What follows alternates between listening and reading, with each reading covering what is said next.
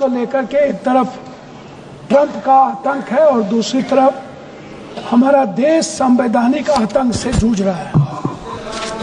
मैं आपको थोड़ा सा सिर्फ दलाल स्ट्रीट की ओर ले जाना चाहूँगा। शेयर बाजार के नुकसान 40.80 लाख करोड़ रुपया फरवरी में, जनवरी में 17.93 लाख करोड़, दिसंबर में 4.73 लाख करोड़, नवंबर में 1.97 लाख करोड़, अक्टूबर में 29.73 लाख करोड़, अब 91 लाख करोड़। ये दलाल स्ट्रीट का मामला है। दूसरा है PSU, 25 लाख करोड़ रुपया डूबे, जिसमें LIC 3 लाख करोड़, SBI 1.6 लाख करोड़, तीसरा 1.5 लाख करोड़, हल 1 लाख करोड़, उसके बाद NTPC 1 लाख करोड़, फिर तीसरा 1 लाख करोड़, फिर मतलब आप यदि उसको देखिएगा, बजट अनुपूरक 24-25 में भारत की वार्षिक मुद्रास्फीति 2025 में 4.31% गिर गई। और यदि हम वहां आते हैं, मुख्य रूप से खाद्य कीमतों की गिरावट 24 में 6.2% बनाम 8.4% के कारण, जो भारतीय उपभोक्ता मूल टोकरी का लगभग आधा हिस्सा बनाती है सब्जियां, या नरम मुद्रास्फीति 11.35% बनाम 26.56% के कारण ईंधन और प्रकाश के लिए अब स्फीति बनी रही -138% बनाम 1.39, और मुद्रा स्थिति अस्थिर रही 2.76 बनाम 2.71। अब आप हमको एक बात बताइए, हमारे नेता कह रहे थे कि हमारे देश के प्रधानमंत्री यूक्रेन जाते हैं। मैडम, पूरा नॉर्थ ईस्ट की बात कह रहा हूं, मैं मणिपुर गया था। दुनिया में मैंने ऐसा कभी नहीं देखा कि 2 सालों से लगातार 2 समुदाय के बीच गोली चल रही है। गोली चल जरूर रही है, गोली चलाने वाले हमारे भारत के उस पार कोई माफिया है जो ड्रग्स का सप्लाई करता है, और वो ड्रग्स में जितने लोग इन्वॉल्व हैं उसमें मैडम, मैं नाम यदि गिनती करा दूं तो मणिपुर का झगड़ा पूरे के पूरे ड्रग्स को लेकर के है, और इसमें भारत से लेकर के कई सारे पदाधिकारी और कई सारे सामाजिक व्यवस्था के लोग इसमें इन्वॉल्व हैं। ये छोटी घटना नहीं है। पहली घटना यह है कि अपने ही सरकार को अपदस्थ करके, राष्ट्रपति शासन लागू करके, और वहां पुलिस फोर्सेस के द्वारा गोली चलवाना, अभी तक गोली चल रही है। और 10,000 लोगों के बीच जिस तरीके से महिलाओं को नंगा करके सामूहिक बलात्कार किया गया, और देश चुप रहा सिर्फ इसलिए कि वो हिंदी पट्टी में नहीं है, वो कोई साउथ में है, कोई नॉर्थ में है। हम इस कंट्री को नॉर्थ और साउथ में बांट रहे हैं मैडम। हम इस कंट्री को जाट, सिख, दलित, मराठा जाति में बांट रहे हैं मैडम। इस कंट्री को एक नहीं कर सकते। जो बजट का इसमें जो स्थिति है, मैं उसमें आपको पहले ही बता दिया। मैं दूसरी बात कहना चाहूंगा मैडम कि बजट कोई सिर्फ मणिपुर के राजनीतिक व्यवस्था, मैडम बोलने तो दिया जाए, मैं सिर्फ बिहार की ओर थोड़ा सा आपको ध्यान दिलाना चाहूंगा।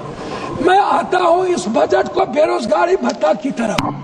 30,000 लगभग मैडम, 30 करोड़ लगभग लोग, बच्चियां और बेटे बेरोजगार हैं, अशिक्षित हैं। उस बेरोजगारी भत्ता पर बजट के लिए इस हिंदुस्तान की सियासत का कोई भी एक भी बजट के लिए कोई प्रावधान नहीं है। दूसरी तरफ मैडम, फार्मर्स की बात आती है। मैडम, फार्मर कितना है? 1 बीघा से 5 बीघा वाले जमीन वाले मैडम मात्र 3.2% लोग 5 से 10 बीघा है, और 10.1% है 1 बीघा से 5 बीघा। उसके बाद टोटल बटेदार है, दिहाड़ी मजदूर है, बंधुआ मजदूर है। ये किनको दे रहे हैं बीमा फसल योजना? फार्मर को। आप बटेदार को क्यों नहीं लाते? आप क्यों नहीं लाते बंधुआ मजदूर को? आप क्यों नहीं लाते? मैडम, मैं बात कर रहा हूँ, हम आना चाहते हैं रेहड़ी, मैं आना चाहता हूँ जो रेहड़ी पट्टी पर बेचता है, उनके लिए इनके पास कोई योजना नहीं है। मैडम, दूसरा चीज, मैं आना चाहूंगा जो सबसे बड़ा बोझ इस हिंदुस्तान पर है वो हेल्थ को लेकर और एजुकेशन को लेकर है। मैडम, आयुष्मान 5 लाख दे दीजिए, आयुष्मान के लिए कितने लोग उसमें प्रावधान है वो देख लीजिए। मेरा मानना है कि इस सरकार का बजट जो जांच है, जो जांच कंप्लीट लोगों के लिए है, अल्ट्रासाउंड है, सीटी स्कैन है, एमआरआई है, जांच ब्लड जांच है, सैंपल है, आप इस जांच को कोई फ्री नहीं करते हैं। यह जांच सबसे ज्यादा बोझ है इस हिंदुस्तान के मिडिल क्लास पर, गरीब पर, इसको आप बजट में नहीं लाए। दूसरी चीज, एजुकेशन में कोचिंग जो है, कोचिंग मैडम खत्म करूंगा, मिडिल क्लास के बच्चों पर सबसे ज्यादा बोझ पड़ता है। आप क्यों नहीं कोचिंग पर प्रावधान करते हैं? क्यों आप बच्चों को उसी कॉलेज में जहां पर आप बीए और जहां पर आप टेक्निकल देते हैं वहीं पर आप नौकरी की बात करते हैं?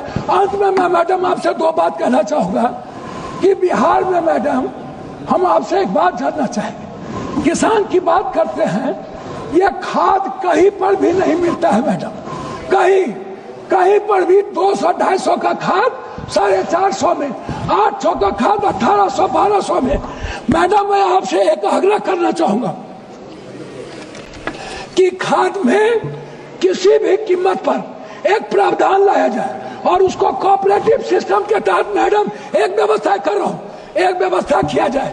किसान को जब तक आप कहते हैं उन्नत बीज, अब खाद और बीज मिलता कहाँ है? आउट ऑफ मार्केट, और वो पूंजीपतियों के हाथ के द्वारा फिर किसान को दिया जाता है। इसीलिए मैडम, आप बिहार के बारे में, कोसी सीमांचल के बारे में मैं 2-3 बात कहना चाहूंगा। नहीं। मैं 2-3 बात, सिर्फ 2-3 बात कहना चाहूंगा मैडम, बस 2-3 बात। एक तरफ कई बार हम लोगों ने इनसे आग्रह किया, ये बार कहते हैं कि हमने एक बेटा में हम एयरपोर्ट की बात कर रहे हैं।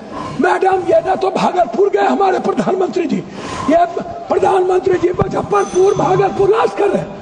आप रक्सौल के एयरपोर्ट पर आपने प्रावधान, अंतिम में कह रहा हूँ कि सहरसा में एम्स खुलने की व्यवस्था हो गई थी, भारत सरकार को जमीन दे दिया गया था, लेकिन सहरसा के एम्स को हटा करके आपने कोई प्रावधान, हमारे कोसी सीमांचल में सबसे ज्यादा कैंसर, टीबी, दमा, एम्स होना चाहिए कोसी, एक कैंसर का हॉस्पिटल होना चाहिए पूर्णिया में, आपने कोई प्रावधान नहीं दिया।